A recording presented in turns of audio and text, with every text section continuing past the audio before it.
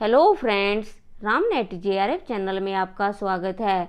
तो आज इस वीडियो में हम देखेंगे जो हमारा एग्ज़ाम हुआ था 2021 में, उसके हम और शिफ्ट के PYQs देखेंगे। और जो ये PYQs हैं ये हम देखेंगे इंडियन लॉजिक के, क्योंकि जो ये यूनिट है इंडियन लॉजिक के स्टूडेंट्स को काफ़ी टफ भी लगती है। तो हम इसके जितने भी PYQs 2021 में आए हैं सभी डिस्कस करेंगे, जिससे आपका कंसेप्ट भी क्लियर होगा और आपको ये भी पता चलेगा कि इस तरह के क्वेश्चन एग्ज़ाम में बनते हैं। तो आइए देखते हैं हमारा पहला क्वेश्चन क्या है। आप सभी को पता चल गया होगा कि जो हमारी एग्ज़ाम डेट्स आई हैं वो जुलाई और अगस्त की आई हैं। तो आप अपना रिवीजन और MCQs और PYQs लगाने स्टार्ट कर दो। और बहुत सारे स्टूडेंट ने ये कर भी लिए होंगे।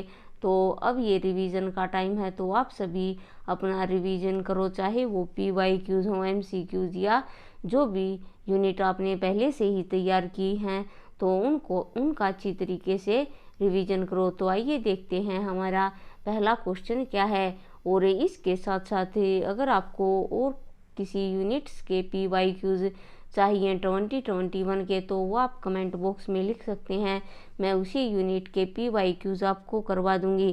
तो जो भी स्टूडेंट्स हमारे इस चैनल पर न्यू हैं वो ज़रूर इस चैनल को सब्सक्राइब करें और साथ में बनी बेल आइकन को प्रेस कर दें, जिससे सभी वीडियोज़ के नोटिफिकेशन आपको टाइम टू टाइम मिलते रहें। तो आइए देखते हैं हमारा पहला क्वेश्चन क्या है।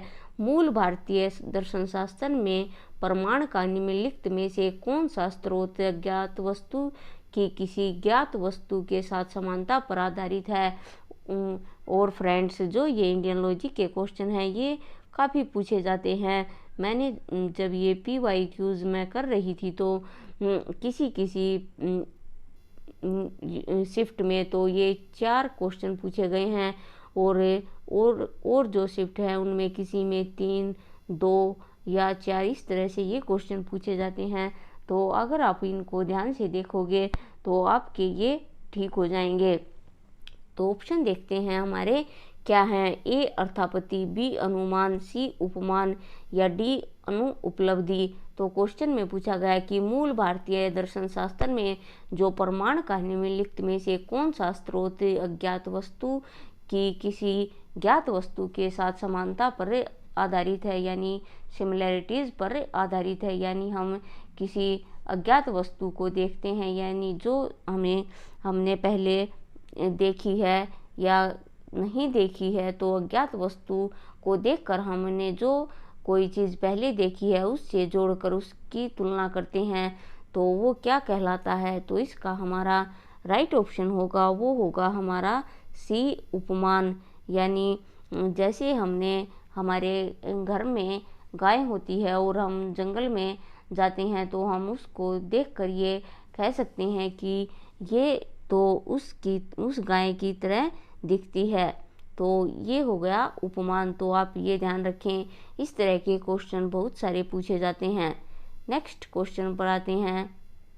भारतीय तर्कशास्त्र के अनुसार अनुमान के मामले में चरणों का सही क्रम क्या है। यानी जो अनुमान है उसका क्रम पूछा गया है। A विचारार्थ विषय से उदाहरण की समानता यानी उपनय, B कारणों का कथन हेतु, C अभिधारणा की सिद्धि के रूप में पुष्टि निगमन, और ये है E ऑप्शन निहित नियम का उदाहरण देना उदाहरण, और ये है D नीचे अभिधारणा का कथन यानी प्रतिज्ञा। तो नीचे दिए गए विकल्पों में सही उत्तर का चयन हमें करना है। तो A option D E A C B B है, D C B A E और C है, D B E A C और D है D E A B C। तो इसमें जो हमारा राइट ऑप्शन होगा वो होगा हमारा C, यानी D B E A C। तो इसका जो ये क्रम है अनुमान का ये आप ध्यान रखें, क्योंकि ये क्वेश्चन बहुत बार पूछा जाता है। तो सबसे पहले आएगी प्रतिज्ञा, उसके बाद है हेतु और बीच में आएगा उदाहरण, और 4th नंबर पर आएगा उपनय और लास्ट में निगमन। तो जो ये क्रम है ये आप अच्छी तरीके से याद करें कि प्रतिज्ञा हेतु उदाहरण, आप ये ध्यान रखें कि बीच में आएगा उदाहरण, पहले प्रतिज्ञा हेतु उदाहरण, उपनय और निगमन। नेक्स्ट क्वेश्चन पर आते हैं। मूल भारतीय दर्शन शास्त्र का कौन सा संप्रदाय शब्द प्रमाण के अनुमान के अंतर्गत मानता है, यानी कौन सा जो भारतीय दर्शन शास्त्र है वो प्रमाण को अनुमान के ही अंतर्गत मानता है। ए न्याय, बी वैशेषिका, सी बौद्ध, डी मीमांसा या ई चार्वाक यानी लोकायत। तो इसके ऑप्शन देखते हैं। A B C, B C E, C B E और डी है ए डी और ई। तो जो इसका राइट ऑप्शन होगा वो होगा हमारा ए बी और सी, यानी ऑप्शन देख लेते हैं बी और सी, वैशेषिका और बौद्ध। नेक्स्ट क्वेश्चन पर आते हैं। ये जो इंडियन लॉजिक के हैं ये कथन कारण में भी पूछे जाते हैं। तो अगला क्वेश्चन देखते हैं। नीचे दो कथन दिए गए हैं। कथन एक है, मूल भारतीय तर्क शक्ति के अनुसार मनोवैज्ञानिक क्रम तार्किक क्रम के संगत भी होता है। दूसरा कथन देखते हैं, तार्किक जो संरचना यह नहीं बताती कि हमें किस प्रकार से अनुमान लगाना चाहिए, बल्कि वस्तुतः यह बताती है कि हम कैसे अनुमान लगाते हैं। तो ऑप्शन देखते हैं। एक कथन एक और दो कथन दोनों सत्य हैं, और बी है एक कथन वो सत्य और दूसरा असत्य है, और सी है एक कथन सत्य लेकिन कथन दूसरा असत्य है, और बी में दोनों असत्य हैं, और डी है एक कथन असत्य लेकिन कथन जो दूसरा है वो सत्य है। तो इसका जो हमारा राइट ऑप्शन होगा फोर्थ क्वेश्चन का, इसका जो राइट ऑप्शन होगा वो होगा हमारा ए, कथन एक और कथन दोनों सत्य है। यानी पहला जो कथन है, मूल भारतीय तर्क शक्ति के अनुसार मनोवैज्ञानिक क्रम तार्किक क्रम के संगत भी होता है, तो ये सही है हमारा। दूसरा कथन है, तार्किक संरचना यह नहीं बताती कि हमें किस प्रकार से अनुमान लगाना चाहिए, बल्कि यह बताती है कि हम कैसे अनुमान लगाते हैं। तो ए हमारा राइट ऑप्शन होगा। नेक्स्ट क्वेश्चन पर आते हैं। ये मिलान वाला क्वेश्चन था, मैंने इसको सीधे ही लिख दिया है। व्याप्ति क्या है? सार्वभौमिक सहभागिता, यूनिवर्सल कोमिटेंस, बी है लिंगा, संकेत अथवा कारण, साइन ऑफ रीजन, सी है साध्य, गुण धर्म का अनुमान, द प्रॉपर्टी बीइंग इन्फर्ड, और डी है पक्ष, हेतु और साध्य का स्थान, लोकस ऑफ हेतु एंड साध्य। तो कई बार जो ये हिंदी में जो वर्ड आते हैं ये काफ़ी हमें टफ लगते हैं, तो आप इसकी इंग्लिश भी देख सकते हो, जिससे आपको ये क्वेश्चन या इस तरह के जो क्वेश्चन हैं वो समझ में आ जाएं। तो ये आप ध्यान रखें कि व्याप्ति क्या है, लिंगा क्या है, साध्य क्या है और पक्षा क्या है, क्योंकि इस तरह के क्वेश्चन भी हमारे बार बार पूछे गए हैं। नेक्स्ट क्वेश्चन है 6, न्याय के अनुसार तर्क ध्वनि शाश्वत है क्योंकि यह पैदा होती है में निम्नलिखित में से कौन सा हेत्वाभास है? ए विरुद्ध, बी सत प्रतिपक्ष, सी असिद्धा या डी असत प्रतिपक्ष। तो न्याय के अनुसार तर्क ध्वनि शाश्वत है क्योंकि यह पैदा होती है में निम्नलिखित में से कौन सा हेत्वाभास है? तो इसका जो हमारा राइट ऑप्शन होगा वो होगा हमारा